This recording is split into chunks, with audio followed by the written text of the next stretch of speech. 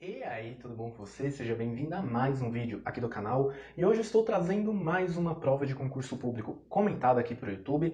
E a gente vai estar resolvendo a prova feita pela Prefeitura de Cambará, uma cidade que fica no Paraná. Essa prova foi feita no ano de 2016 e é uma prova que tem 20 questões. E por causa disso ela vai ser dividida em 4 partes aqui no YouTube. E são questões do nível médio para difícil aí, né? Então é uma prova um pouco mais complicada do que a de Anápolis que a gente resolveu aqui no YouTube a última vez, tá? Mas então vou deixar a vinheta e depois a gente vai para as questões.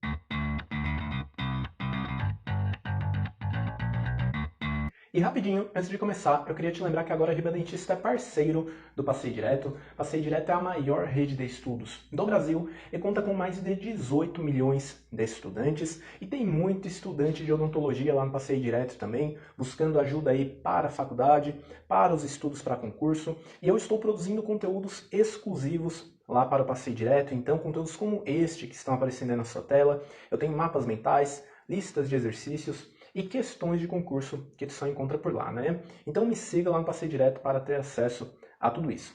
Mas então, agora vamos para a nossa primeira questão deste vídeo aqui, deixar aqueles 10 segundos na tela, depois a gente vai para a nossa resposta.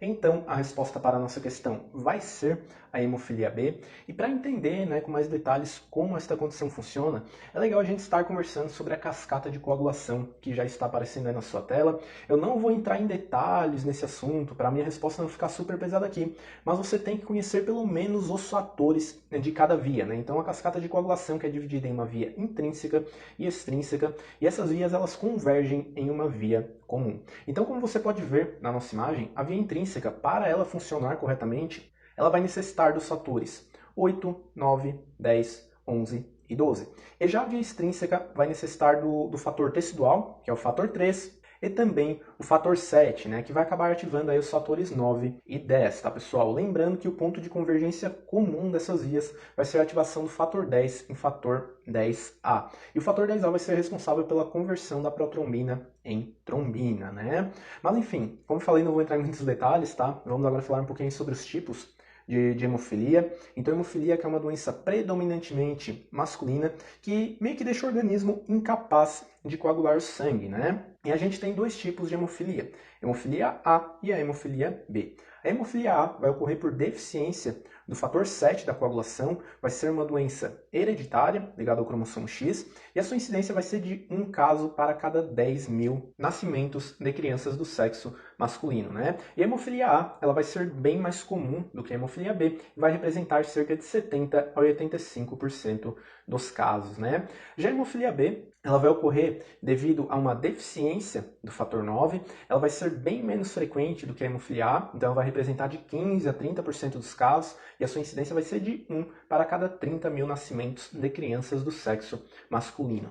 E algo muito importante para você ter em mente é que em ambas as hemofilias a gente vai ter sangramentos excessivos espontâneos. Então a gente vai ter sangramentos tipo aleatórios em áreas internas do corpo, né, que vão estar relacionados a essas doenças, né, hemofilia A e hemofilia B. Então a gente pode ter hemorragias intraarticulares, hematomas musculares, hemorragias na cavidade oral, no sistema nervoso central, e daí, claro, né, o paciente vai apresentar um sangramento muito maior quando ele for exposto a algum procedimento cirúrgico ou algum procedimento aí que envolva um sangramento, né? E na odonto a gente faz muita coisa que sangra, tá, pessoal? Então é legal você conhecer aí essas condições, né? E só aqui para completar minha resposta, eu queria falar um pouquinho da doença de von Willebrand. Essa doença ocorre devido a uma deficiência do fator de von Willebrand, né? E esse fator ele vai ter uma ligação com o fator 8 da coagulação e vai evitar a proteólise desse fator, além de ter um papel bastante importante na adesão plaquetária.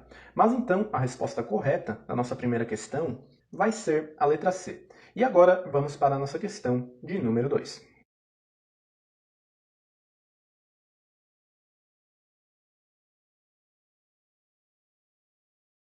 A nossa segunda questão é bem mais tranquila do que a primeira e ela fala sobre a escolha de um anestésico local adequado para o nosso paciente, né? E eu tirei a minha resposta diretamente do Malamed, do Manual de Anestesia Local do Malamed, né? onde ele fala que a gente tem que considerar 4 fatores para a escolha de um bom anestésico local. Então a gente deve considerar o período, né, o tempo que a gente vai precisar da anestesia para a realização do procedimento, a necessidade de controle da dor após o tratamento, a necessidade de hemostasia e a existência de qualquer contraindicação, né, que não vai permitir a aplicação de uma determinada solução. Como exemplo dessas contraindicações, eu trouxe aqui alergias, a gravidez e outras condições sistêmicas, né? Lembrando que a prilocaína, ela pode induzir metahemoglobinемia em gestantes e a felipressina, que é um vasoconstritor associado à prilocaína, pode induzir contrações uterinas dependendo da dose, né? Então só essa informação extra aí para você, porque isso aí é muito cobrado, né, nas provas de concurso. Mas a resposta aqui para a nossa segunda questão vai ser a letra E. Então a gente não vai controlar a ansiedade do paciente, né, através da anestesia. Existem outras técnicas aí e até alguns fármacos que a gente pode estar usando para isso. Mas agora vamos para a terceira questão desse vídeo aqui, uma questão de materiais dentários que fala sobre o cimento de óxido de zinco e eugenol.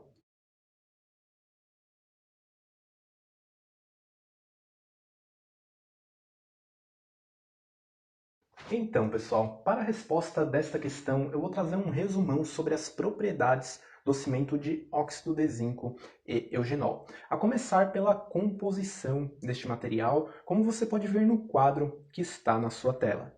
Então, o principal componente do pó vai ser o óxido de zinco e o principal componente do líquido vai ser o eugenol. Eu não vou ficar lendo aqui os componentes, né? Se tu quiser, tu pode pausar o vídeo. Eu não tenho material, não quero que esse vídeo fique muito grande, mas isso é importante porque muitas questões de concurso tentam te confundir em relação à composição dos materiais dentários, né? Não só do cimento de óxido de zinco e eugenol.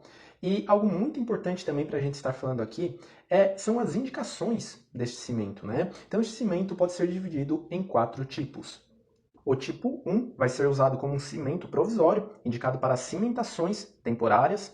O tipo 2 vai ser usado como cimento definitivo para cimentações permanentes de restaurações indiretas. O tipo 3 vai ser indicado para restaurações temporárias e o tipo 4 vai ser indicado para o forramento de cavidade, né, a proteção do complexo dentina-pulpa, mas lembrando que o eugenol é um grande irritante pulpar e ele não pode ser usado no capeamento pulpar direto, né? Ele pode ser usado aí no tratamento expectante, no capeamento indireto, mas ele não pode ser usado neste cimento sobre a polpa. E agora, para encerrar, né, eu queria trazer aí algumas vantagens e desvantagens do nosso material, que inclusive eu acho que foi daí, né, da mesma fonte que eu utilizei para trazer essa resposta, que o autor da questão montou esta pergunta, tá? Mas então, como você pode ver na tela, o cimento de óxido de zinco e eugenol vai ser um material com uma radiopacidade, um tempo de presa adequado, de fácil aplicação, com uma baixa solubilidade, bom escoamento e além de tudo isso vai ser um material barato, tá, pessoal?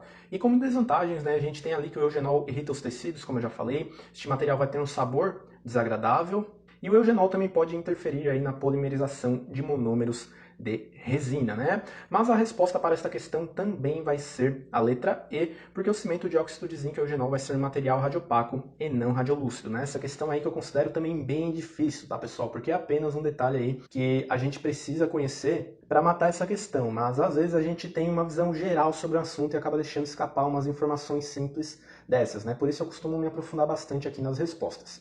Mas então agora vamos para a quarta questão deste vídeo aqui.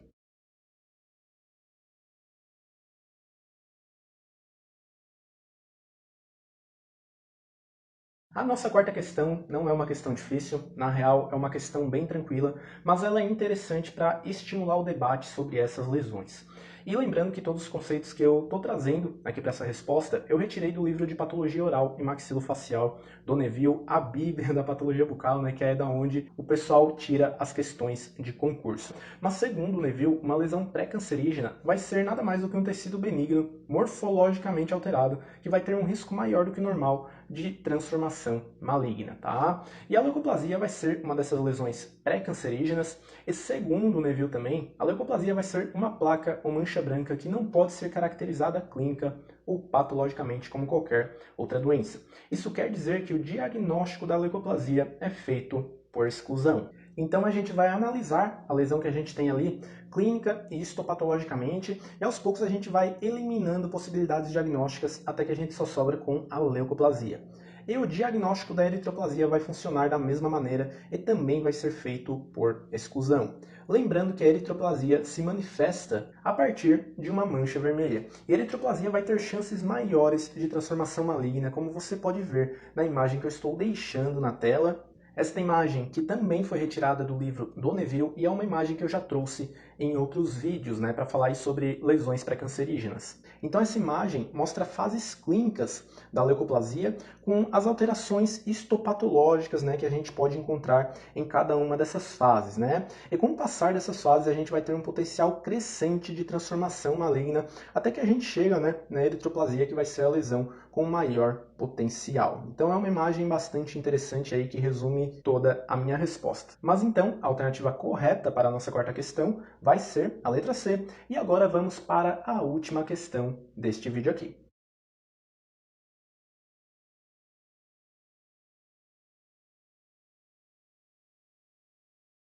A nossa quarta questão é uma questão bastante interessante porque ela mistura odontopediatria com endodontia. E para iniciar a minha resposta aqui, eu queria falar um pouquinho das diferenças entre pulpotomia e pulpectomia. Então, na pulpotomia, a gente vai ter a remoção apenas da polpa coronária. A pulpotomia vai ser um tratamento mais conservador. E já na pulpectomia, a gente vai ter a remoção da polpa de todo o interior do dente. E algo para você ter em mente, que é muito importante para a resposta da nossa questão, vai envolver as indicações da pulpectomia. Então, este tratamento ele deve ser feito em casos onde a polpa esteja num processo inflamatório irreversível ou em um processo necrótico. Então, fístula, edema e presença de patologias radiculares seriam indicativos de pulpectomia.